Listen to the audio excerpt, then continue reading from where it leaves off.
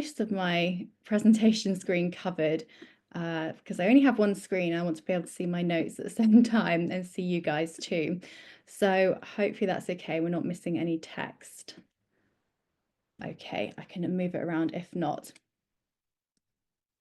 Right, so I've met a lot of you before, and I'm very pleased to be back here to talk to you today. Again, about a different topic. We've talked about a lot of different topics. I think I've been here maybe 6, 7 times, but we've never really actually spoken about the different types of diets that we often see that are popular, are going around at the moment. So we'll be discussing low carbohydrate diets, high fat diets, and different dietary patterns. Ones that are kind of trending at the moment, and generally the macronutrient split that we want to look at for healthy weight loss.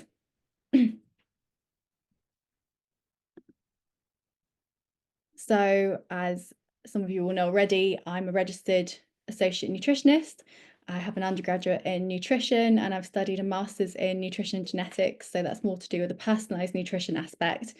And that's an area I'm quite passionate about, is the personalization side of nutrition. As we'll kind of be going along on this presentation, you'll see that personalization aspect does become quite important, and how there really is no one size fits all diet. So my work mostly constitutes working with nutrition companies, helping them formulate different products or create new gene panels, for example, or I'm working one-to-one with clients, helping them optimize their gut health, deal with digestive issues, hormonal imbalances, things like that. So I would love to know, and you can put it in the chat box because unfortunately I don't have time to go through people's thoughts on this right now.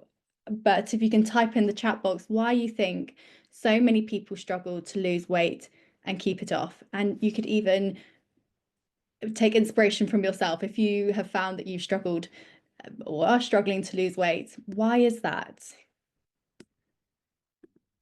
Usually it's not a lack of knowledge. It's more psychological. It's a deeper reason for that. We're not going more into the psychology so much today, but I'm interested to know what you think. I'm trying to see your comments here on the chat.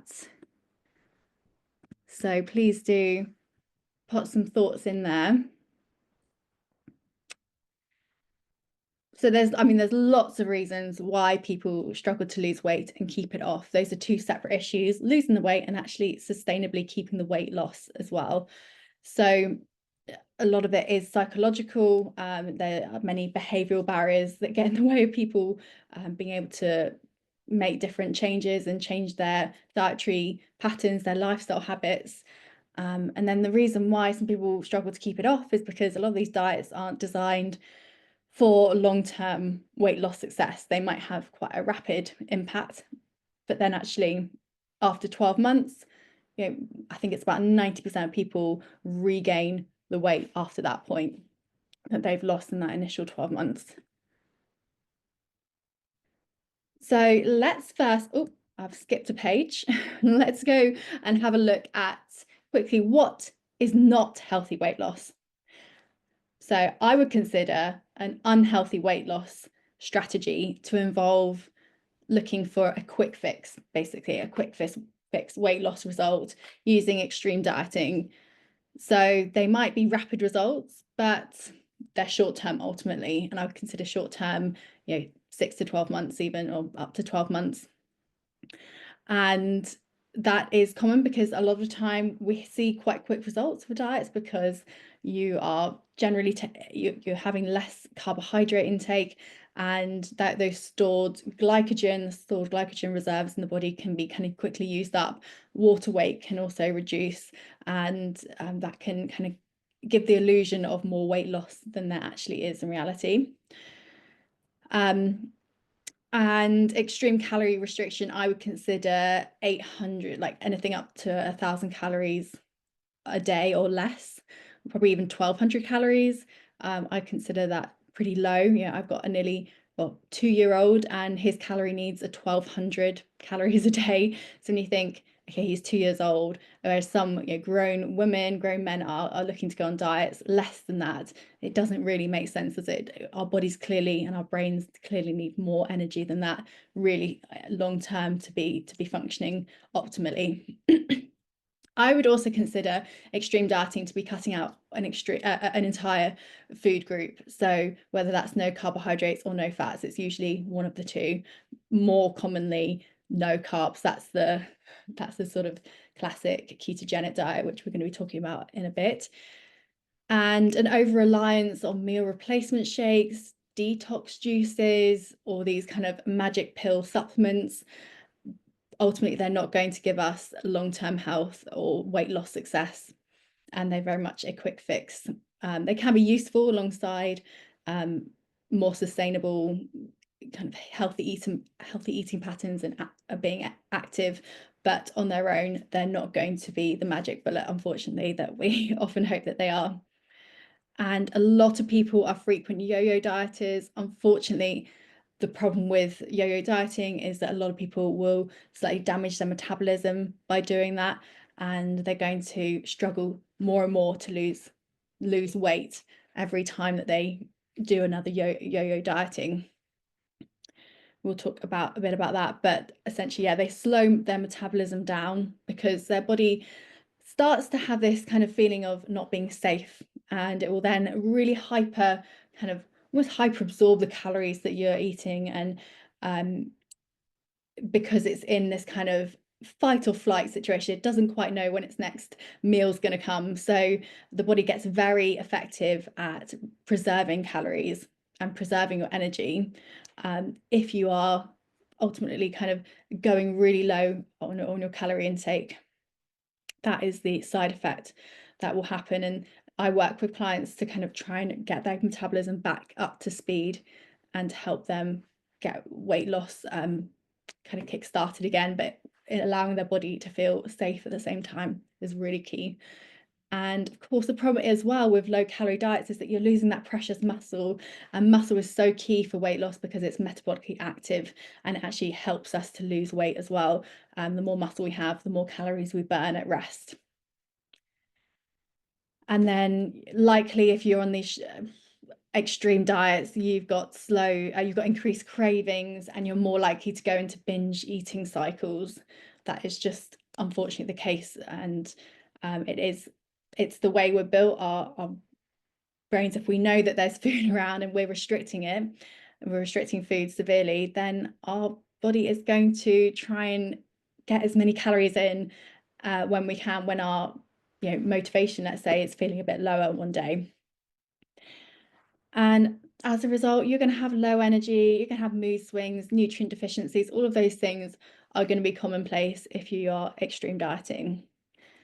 So the long-term outcome of this is weight regain, metabolic damage, and overall, you're just going to be feeling frustrated that nothing's working long-term. So now let's speak about the more positive side of what healthy eating actually is. So I don't know if you can tell, I'm quite passionate about this because I see so many women who have unfortunately done many years of yo-yo dieting and restrictive dieting, and there is a much better way, I promise you, but we do have to take a long-term approach. That is the boring truth and fact of the matter. So sustainable weight loss, this is the healthy lifestyle approach we want to have. That is a gradual and steady weight loss of about 1 to 2 pounds a week. And it might be a bit more to begin with, maybe even more than a couple of pounds, depending on how much fat you have to lose. But then it's likely to go down a bit more as time goes on. That's totally normal. So that includes balancing meals with whole nutrient-dense foods. And instead of extreme restrictions, we're more looking at our portion control. So that becomes more important. Is actually sometimes a lot of people are eating more than they realize they are, and more perhaps than they need to, and actually just kind of getting in tune with the hunger satiety signals that our body sends us can be really effective. And making sure we have adequate protein intake to preserve muscle, because unfortunately a lot of people aren't having enough protein really to support effective weight loss, and that's not preserving muscle properly. and it's also not allowing us to support muscle growth if we're doing strength training, which we all should be. And I'll go into that one a bit more about protein. And of course, we need to exercise. We can't forget that, neglect that part of losing weight, and that's going to help support our metabolism. So strength training and cardiovascular movement are both equally really important for different reasons. And don't neglect healthy fats. I know there's been this whole kind of, well, it's probably about 10 years ago more, that fats were demonized. You know, thankfully the tide is changing a bit and people are embracing fats a bit more than they used to, but we need them, especially women, we need them for hormonal balance and satiety. So I'll be speaking about that a bit more as well. Hydration and fiber, I'm going to be talking about this more, but yeah, digestion and appetite control, both critical pieces of the puzzle. And then mindful eating, you can't forget the psychological work that we can do, the behavior change side of it. And yeah, so really sustainable weight loss isn't just about eating less. It's really about understanding our metabolism, hormones, and our long-term habits that overall support a healthy body and healthy weight loss.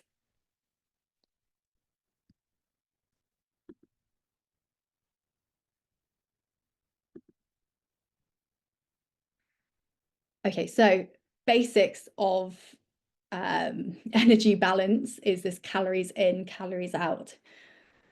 We know that to lose weight, the calories you burn must be greater than the calories you consume. That is the truth.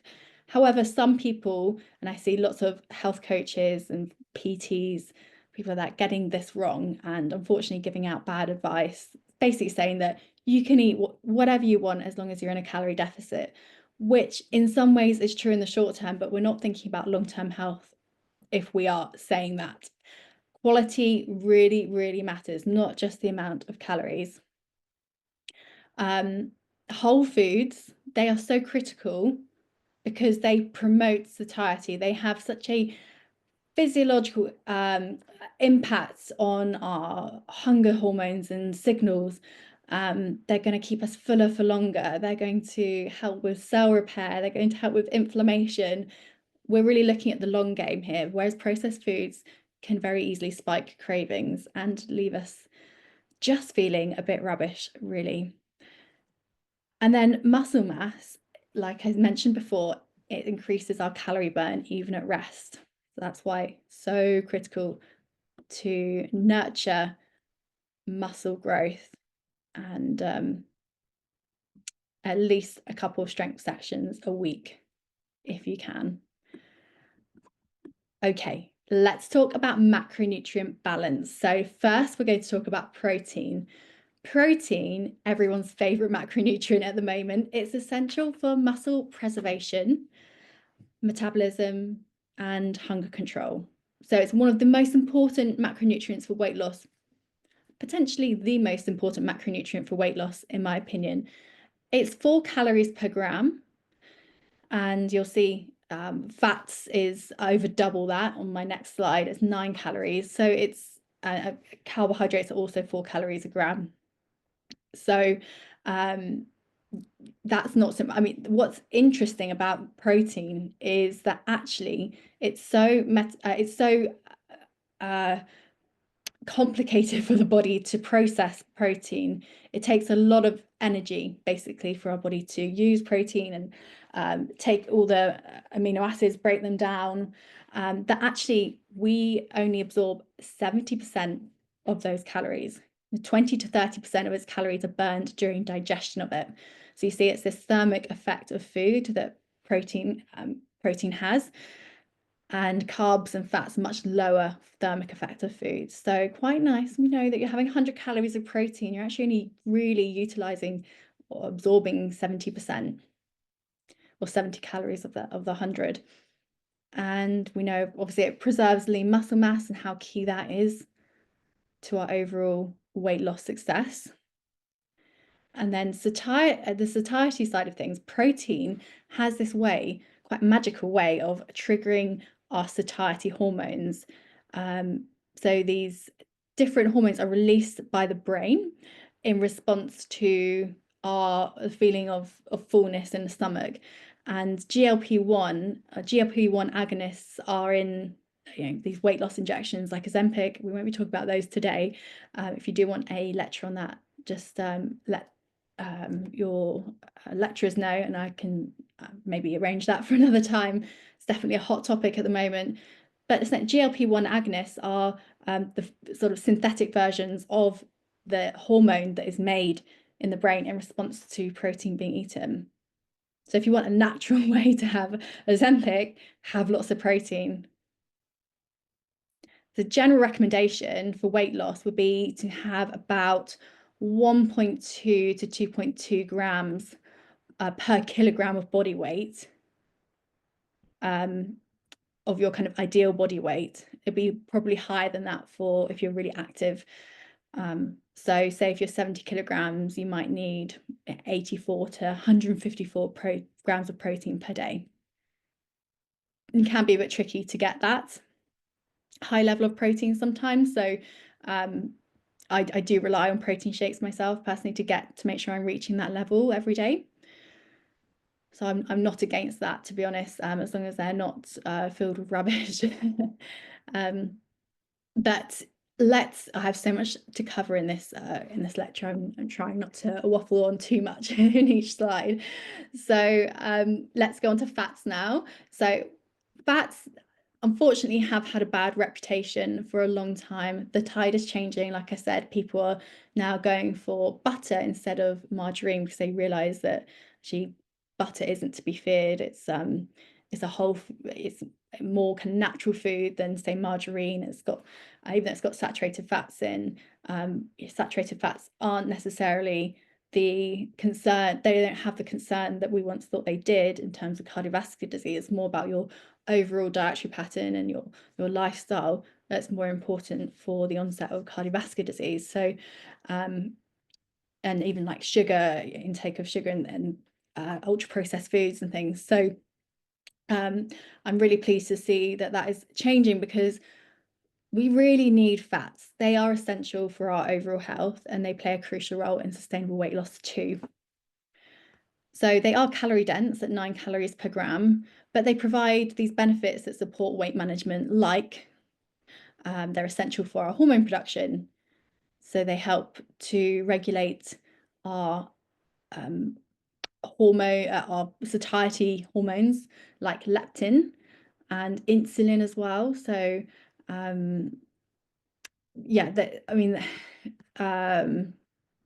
very low fat diets can disrupt that hormonal balance, and that basically leads to us feeling really fatigued. We have bad mood, really poor mood, and ultimately we'll struggle to lose weight.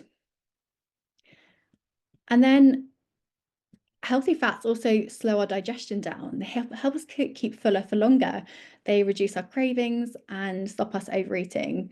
So studies show that diets higher in healthy fats can improve adherence compared to low fat, high carb diets, which is quite interesting.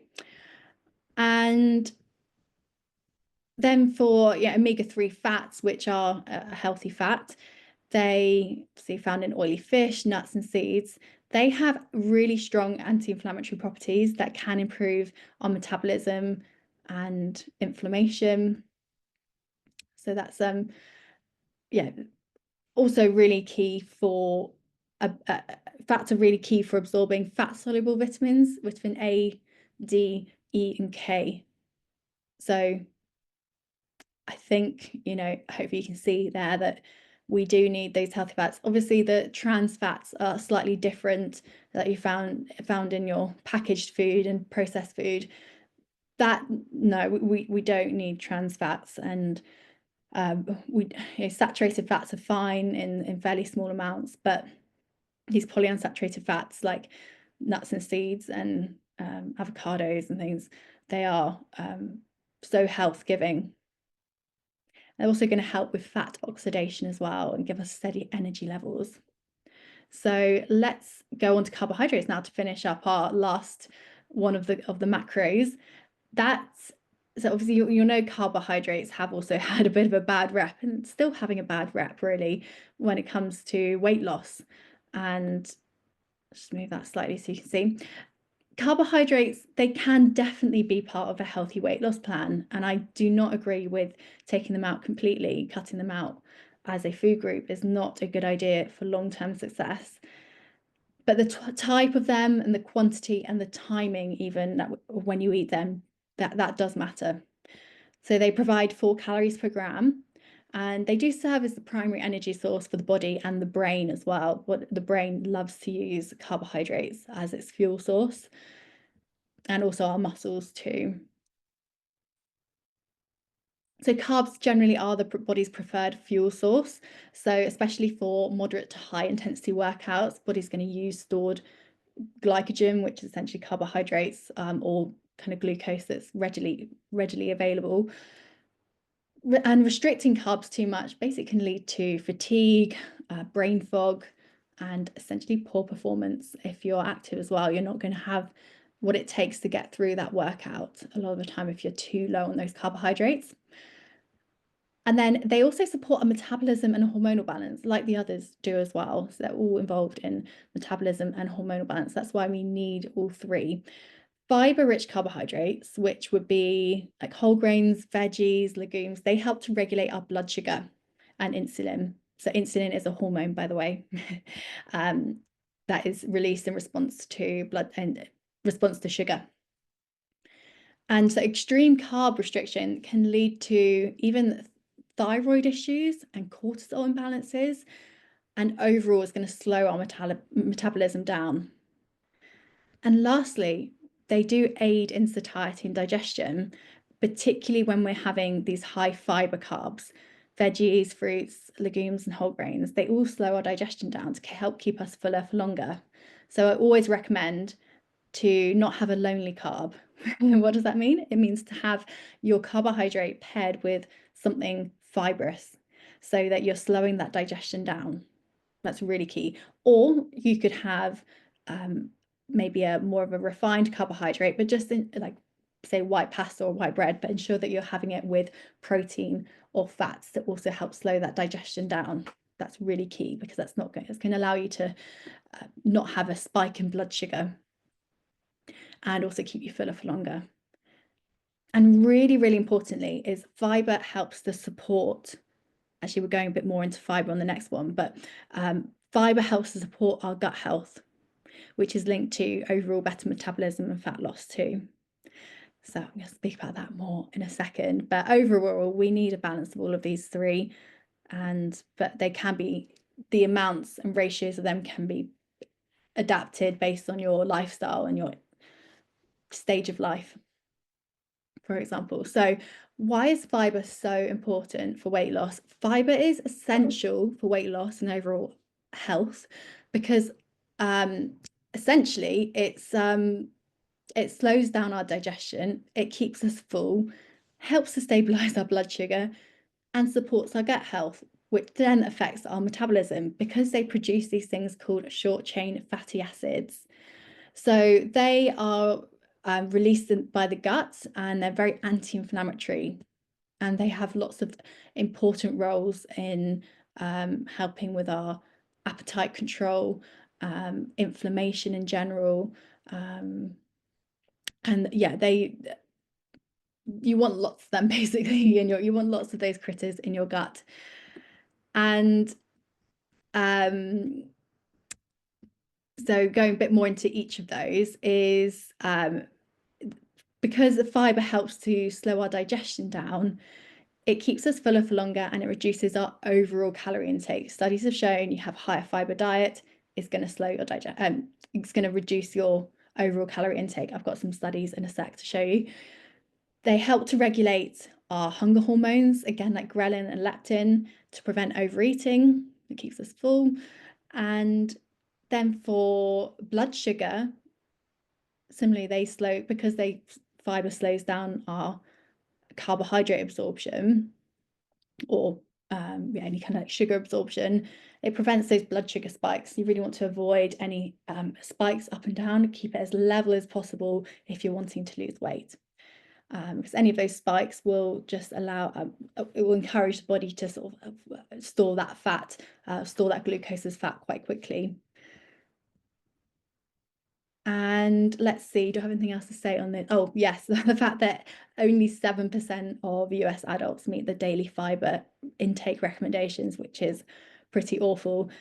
It's 25 grams for women and 38 grams for men. It's quite interesting because in the UK we have just one recommendation, which is 30 grams a day for everyone, both genders. So I'm interested to see that for men it's so much more. I am not too sure why, apart from obviously that their calorie needs are higher, but it does seem quite significantly higher. Also, fiber binds to fats and sugars. So it actually reduces the number of calories that we absorb. And it's basically, because it passes through you, it's essentially doesn't carry any calories at all.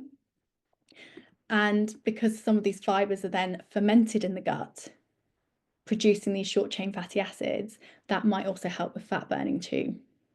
So hopefully I've convinced you how key fiber is for weight loss. I know it's not the most interesting thing, a lot of people kind of hear, yeah, fiber is so important, but I really want to hone this message to you that it really, really is, and it's backed up by the literature.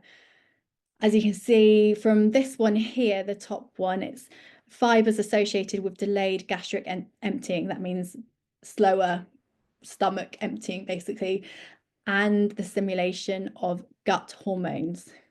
So these satiety hormones like GLP-1.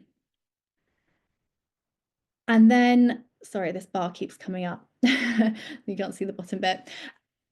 And interesting with this study at the bottom, it was found that those who had just 14 grams a day of fiber, so less, well, about half maybe of the intake roughly, reduced their energy intake overall, so their calorie intake, by 10%.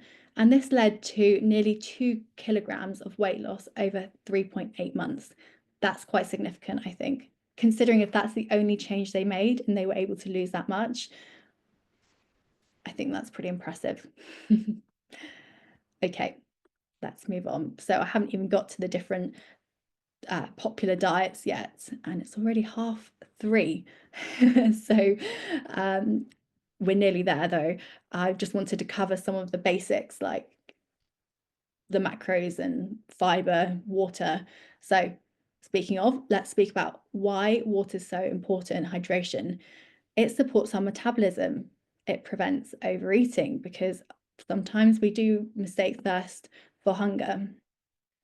That is quite common, and it's an easy one to go for, just making sure half an hour before you eat, you have a glass of water, can actually reduce the amount you eat in that meal.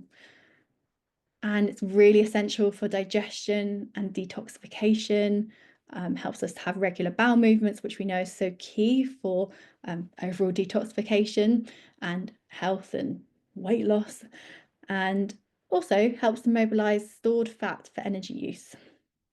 General guidelines are listed there, and interestingly, studies have found that drinking 500 milliliters of water can increase your metabolic rate, so that's the rate at which you're kind of burning calories, by 24 to 30% for about an hour. Which is very interesting, I think. So could be a good hack to sort of have some water, half a litre of water, before having a snack or a meal. And you're likely to kind of use more of that energy and sort of, yeah, increases the thermogenic effect of that food. Now, how do our hormones affect weight loss? In a pretty significant way. So let's just quickly speak about these 4 hormones. Insulin, it's the hormone responsible for regulating our blood sugar levels, as you probably know. So when we eat carbohydrates, insulin helps to shuttle glucose into our cells for energy. But when we have an excessive intake of carbs and sugar, this can lead to insulin resistance over time, where the body stops responding properly to sugars. So this can make fat loss harder and basically increase the risk of conditions like type 2 diabetes. you might already know this one. Insulin is more well known. I think I did a lecture on this one before on type 2 diabetes. Hopefully it's ringing some bells. Ghrelin, this one might be new to you. This is also known as the hunger hormone. And that's because it signals when we're hungry to our brain that we need more food. It spikes particularly when we're sleep deprived or stressed. Now, I'm interested to know, maybe put it in the comments. Have you ever experienced really intense cravings when you've been sleep deprived or when you're stressed? I definitely have. So this makes cravings and overeating much more likely, as you'll know. That's why getting enough sleep and managing your stress are just as important for weight loss as diet and exercise. Okay. And then leptin, that's the fullness hormone now. Leptin tells us our brain when we're full. So it's a connection from our gut to our brain. When that feeling of our stomach being full then signals to the brain, we've had enough food now. But processed foods, they don't trigger an excess sugar. They don't actually trigger that leptin to be created, telling our brain that we've had enough food. Which is why, if you don't know, I don't know if you've ever experienced having McDonald's or something and half an hour later you feel hungry. That's because these foods suppress leptin sensitivity, making it basically harder for our brains to recognize when we've had enough food. This, of course, can lead to overeating, weight gain, and then difficulty losing fat, unfortunately. And then lastly, cortisol is also known as the stress hormone. Chronic stress, unfortunately, keeps our cortisol levels high, and that is a problem because it triggers fat storage, particularly around the belly area, which is not the healthiest place to be. In fact, it's the least healthiest place to store fat, around your midsection, because it's more metabolically active as well around our midsection usually, and it's surrounding all our organs more likely as well. So stress management is really important, like exercise, mindfulness, sleeping properly. They're key to sustainable weight loss, and we can't neglect those things, even though they might seem secondary to the food we eat. They are massively key, important pieces of the puzzle. So, as you can see, sorry, my slide's not showing you everything, but weight loss really isn't just about calories, it's also about hormonal balance. So we need to support insulin sensitivity, manage our stress, and prioritize sleep, so that we can make the whole process of weight loss easier and more effective, and make it successful for the long term as well, because those habits are going to stay with you. Hopefully, if you're managing your stress better, that's going to stick with you, and give you those long-term results that you want. So just quickly on the impact of different diets on metabolism. So thinking about low carb diets, they can actually improve our insulin sensitivity, but, and that's a big but, they may reduce our thyroid function if they're too extreme. And they may also affect our gut health in the long term too. They may starve some of our gut bacteria, which we know are so important for even weight loss. These different microbiome species are really important in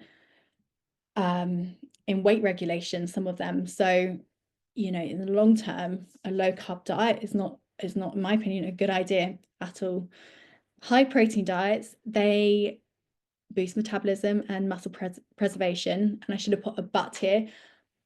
But really high protein diets might put a strain on your kidneys. And also you will store excess protein as fat if you have more than what's needed. So still too much there is the thing as too much protein.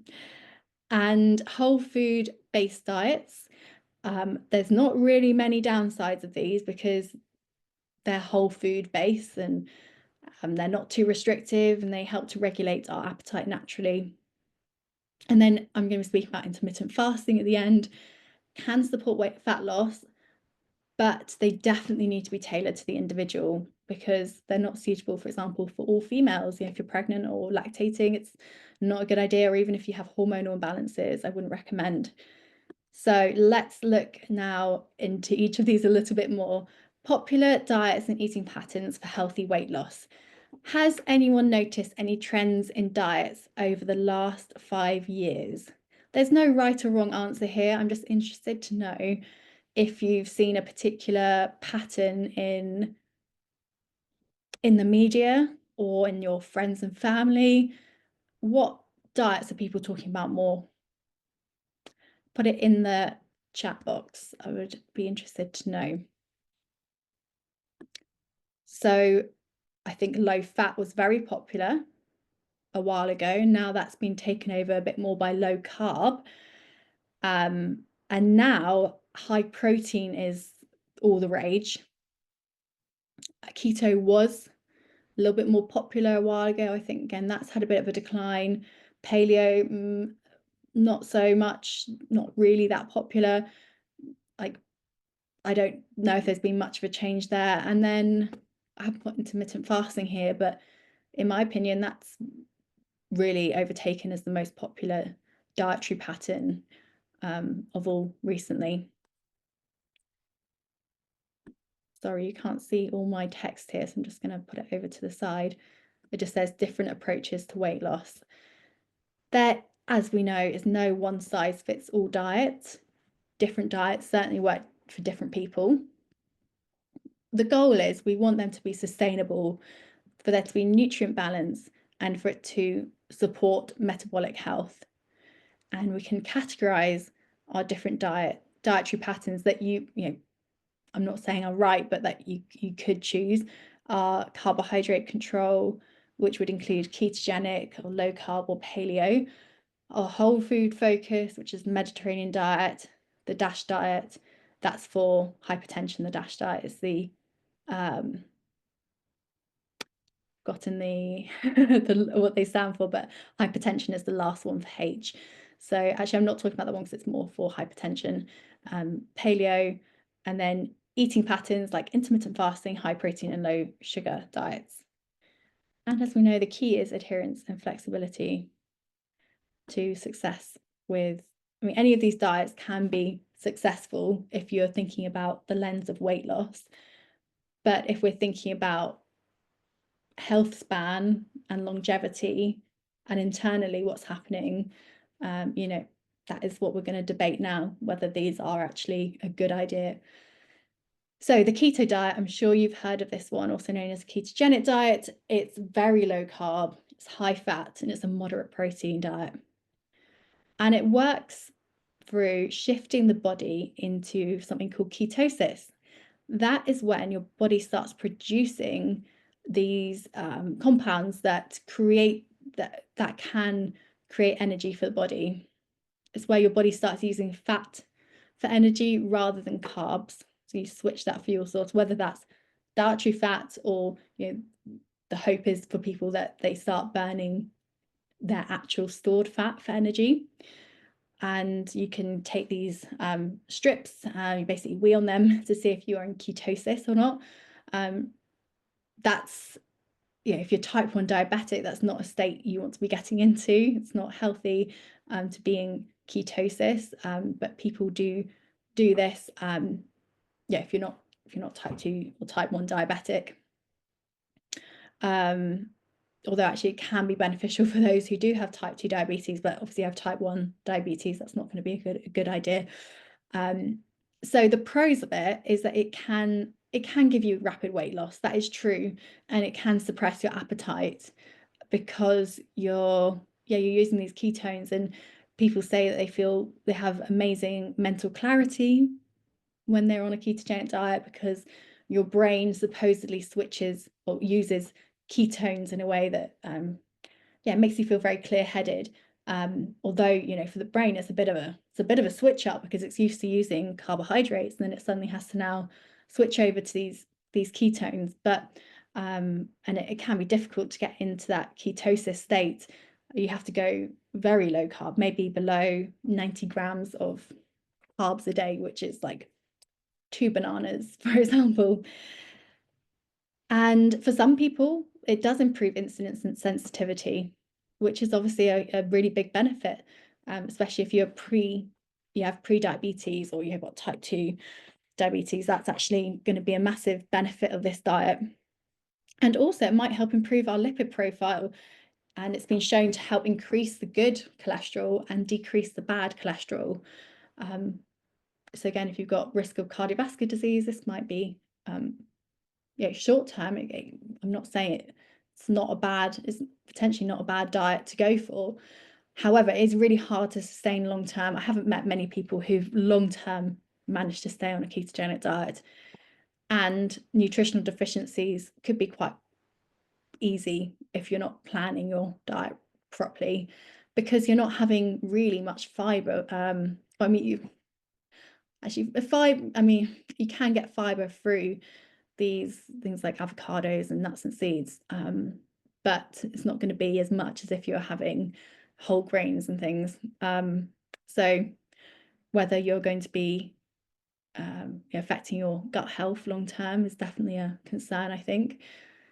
And then you can get this thing called keto flu, which can give you this fatigue and headaches when you're adapting to going into ketosis. So that's not very pleasant. So I would say it's best for people who are looking for fast fat loss and don't mind strict carb restriction.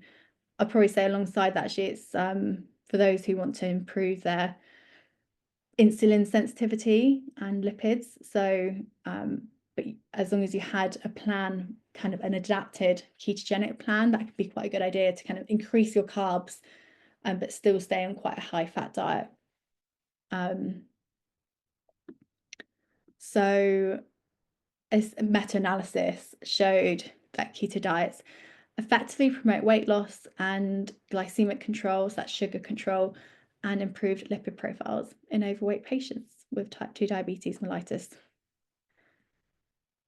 So that's just a big study that kind of confirmed that those findings that I spoke about. And then there's something called the very low calorie ketogenic diet. And this is characterized by really low carbohydrate content. That's less than 50 grams a day. So if you think that's like one banana or less, 1 to 1.5 grams of protein per kilogram of ideal body weight, 15 to 30 grams of fat a day. That doesn't seem right. Oh gosh, yeah, it's very, sorry, I say it's so low, but a daily intake of 500 to 800 calories. So this is extremely restrictive. This meta-analysis found weight losses ranging from 10 to 15.6 kilograms, sorry. So very significant, but big but, what could be the long-term risks of this diet? Hint, I think back to the fiber slide. So I've actually already kind of mentioned it. So what do we think could be an issue with this long term for our gut health? Put it in the chat if you have an idea. Any guesses what this diet is? Have a think. See if it looks familiar at all. You might be looking at it thinking it's the Mediterranean diet, but it's actually the paleo diet. So the paleo diet is a whole food based diet. It's inspired by hunter-gatherers. It emphasizes lean protein, fruits and veggies, nuts and healthy fats. And the idea is it eliminates processed foods, dairy, legumes and grains. So it is still quite restrictive because it's avoiding entire food groups like grains, legumes and dairy. Can be expensive and it's harder to follow socially because a lot of the time you're going to be coming across grains and legumes and dairy if you're going out to eat or at a restaurant. And it's not necessarily superior for weight loss compared to other more balanced diets. The pros are that it is high in nutrient-dense whole foods, can't get away from that being a good thing, and it doesn't encourage natural unprocessed eating food closest to its natural form, and it can improve digestion and inflammation because you're taking out a lot of triggers there for people. So a lot of people react to dairy and grains, so you're taking out those trigger foods potentially, And then it's going to help with inflammation because it's so high in healthy fats and fruits and veg. So it's good for those who want to avoid processed foods and prefer high protein, whole food based eating. I feel like I speak to more men who do this diet. It's almost like the caveman diet, eating foods like our ancestors would have eaten. But this study found that it may lead to deficiencies in calcium and iodine, which are typically obtained from those excluded food groups such as dairy. I also think it's restrictive to take out grains and legumes because those are really nutrient dense foods too, and I think are very healthy. I know there's some people say that, oh, they have anti-nutrients in, and I won't go into all that, but I don't go along with that thinking. So any guesses what this diet is? I had something highlighted here so that you could see it more clearly. So sorry, it's not very clear. So have a think. Okay, so this one is the Mediterranean diet. And it is, you probably heard of this one, it's become very popular in the last 5-10 years. It's a plant-based whole food diet inspired by Mediterranean countries like Greece, Italy, and Spain. Emphasizes healthy fats, lean proteins, whole grains, and lots of fruits and veggies, whilst limiting processed foods and added sugars. So Greece is my favorite country in the world, and I absolutely love the cuisine there. So I'm a big fan of the Mediterranean diet and its health benefits. The pros are that it's very heart healthy. It's been shown to lower bad cholesterol and reduces the risk of cardiovascular disease. Very anti-inflammatory because you have those lovely healthy fats in there, like omega-3 rich foods like fatty fish and olive oil and avocados. They're rich in antioxidants and omega-3 fatty acids. And I think it's quite sustainable and enjoyable. It's subjective, but I think it's very, out of all of these, it's not really an extreme diet. It's not going to give you extreme restrictions, and this makes it easy to follow long term. However, this does depend on where you live. Some of these foods aren't available that easily in some countries. And the cons of it is that it can be high in calories if portion sizes of olive oil, nuts and seeds, nuts and cheese are not controlled, because of course we know fats have 9 calories per gram. So you can definitely still overdo it. And some you might struggle with a slightly low protein intake if they don't have enough fish or lean meat. I think I would struggle as a vegetarian. I often do when I go to Greece. I struggle to have enough protein. I have lots of Greek yogurt, but there's not much else. They don't really do tofu and legumes too much, and lentils. And yeah, you might need to do quite a lot of meal planning if you're used to having processed or convenience food. It probably takes a bit longer, to meal prep using this diet. But yeah, I'd say it's best for those who are looking for a balanced, heart-healthy diet that is flexible and rich in whole foods. And this is just some research to back up what I'm saying. I can't believe the time, it's already 10 to 4. Sorry, I've only got a few more slides to go. I'll have your questions. So the Mediterranean diet, they found, might actually take longer to achieve certain weight loss goals compared to more restrictive diets like the very low calorie ketogenic diet. Not really a surprise to see that, but they haven't necessarily looked at the really long-term results of this. So they would have looked probably over a year. I actually don't know for this one, but it would be interesting to know beyond a year, even 2, 3, 4 years down the line, who's still lost that same amount of weight, or the most weight out of the two. So research suggests that the weight loss effects of the Mediterranean diet, like many other diets, unfortunately tend to diminish after 12 months though. So, it depends really on how they've looked at the data here, but and how restrictive they were on that. But yeah, that's what meta-analysis says for that one. And however, this one is more kind of positive. It says it can result in greater weight loss compared to a low-fat diet over both 12 months and 24 months, plus also giving us those cardiometabolic improved outcomes like improved cholesterol.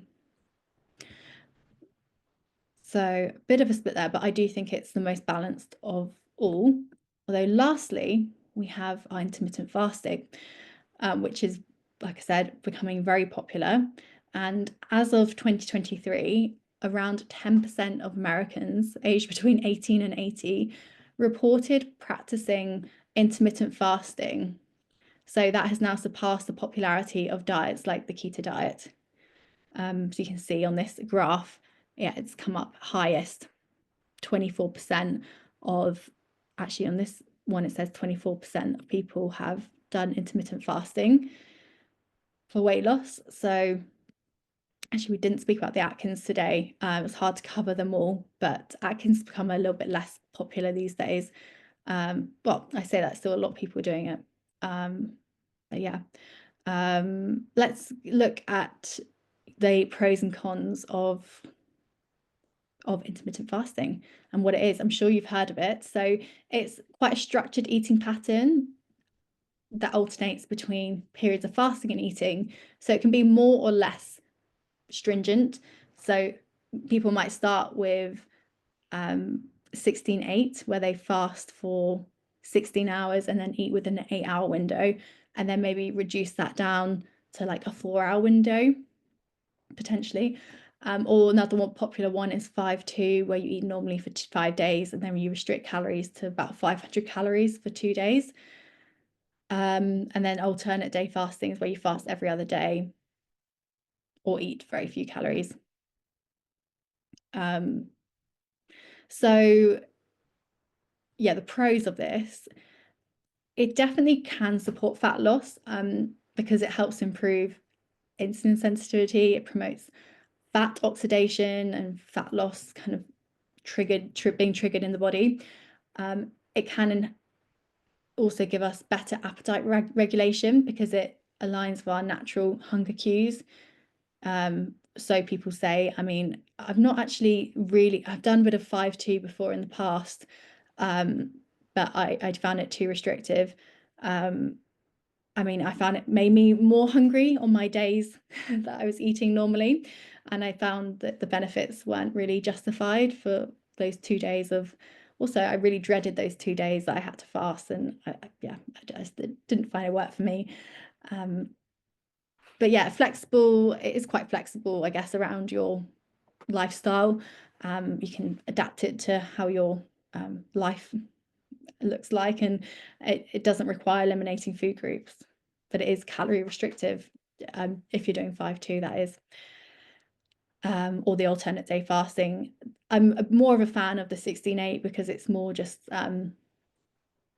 it makes sense sometimes that you wouldn't, maybe eat during for 16 hours. It's not necessarily a hugely long time, and it's going to help encourage fat loss potentially, help digestion, and even give your digestive system a bit of a break.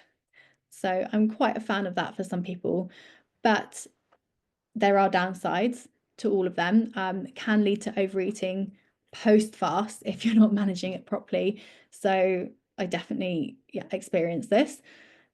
May cause fatigue, irritability, or dizziness even in some individuals, especially at the start while your body's adapting. And definitely not ideal for those with hormonal imbalances, who are pregnant, lactating, or they're doing a lot of training as well. And overall, I'd say it's best for those who prefer time-restricted eating over food restrictions, and they want a flexible approach to calorie control. Right, I literally am nearly there. Sorry, everyone, I've been talking for so long. I knew I had a lot of content to get through, but I really will be quick on these last few. I just found this meta-analysis which showed the most successful weight loss over 12 months was intermittent fasting. People lost 4 kilograms, comparison with the Mediterranean paleo there, which were less. And actually only 35% of participants maintained the paleo diet by the end of the study. So the paleo diet has a low adherence rate. People can't stick to it because it's so difficult to maintain in like social situations. And yeah, obviously it's totally individual. I mean, these are just looking at sets of, the participants, but it's still going to be individual as to which one is going to be the best for you, most effective. Did some issues in general of just the research when we're analysing the best diet.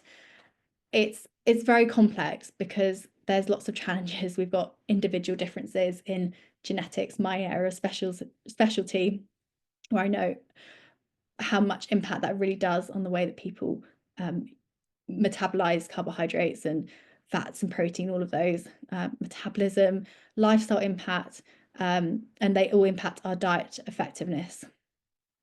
Adherence, lots of people, because of these restrictive, the nature of them, it leads to high dropout rates.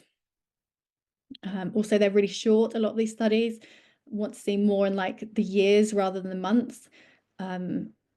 So we don't know really long term what the benefits are, or how much people are regaining. And then there's loads of confounding variables: exercise, sleep, stress, food quality.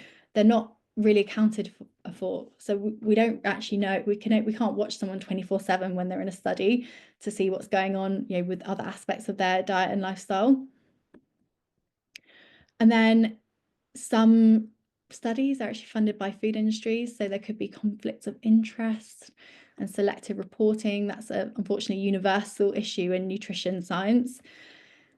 And then ethical and practical constraints. So strict diet control in research is really difficult because it's only observational data. We can't prove, it's only a correlation that we're looking at. Can't actually definitively say a causation is going on. Again, a very common issue of nutrition studies. And then people have these different goals and different diets, so everyone really should be on different diets based on their starting point, but that's not happening when you're looking at when people are doing this research. It's everyone is grouped together. So in my opinion, the best diet, the very best diet, is one that is nutritionally balanced. It's got your fruits and veggies in, of all colors of the rainbow, and it's a balance of carbs, protein and fats, and it's enjoyable. If something isn't enjoyable, you're not going to stick to it. Like, you have to find something, a way to move your body that you enjoy, otherwise you won't stick to it. I truly believe that. And it has to be sustainable for the individual. So in terms of research, I think the future research should focus on personalized nutrition rather than these universal guidelines, but I would be biased and say that. So now we're finally at the end of this presentation, and you have been listening to me for an hour now. So thank you if you're still here, and thank you so much for your attention and listening today. I see some questions, I see some comments, so I'm going to look at the questions now and hopefully answer some of your questions. Antoinette, how much time are we okay to stay on for another 10 or 15 minutes? Well, we're supposed to end at 11 a.m., but you can have 10 minutes maximum of questions. Okay. Thank you. Sorry for going over. Let's see. So, Anthony, is there any WhatsApp page where we can share ideas and chat? If so, please add me in. I don't have anything. If anyone wants to start one, feel free. Please, can you talk more about the type of food for hormonal balance?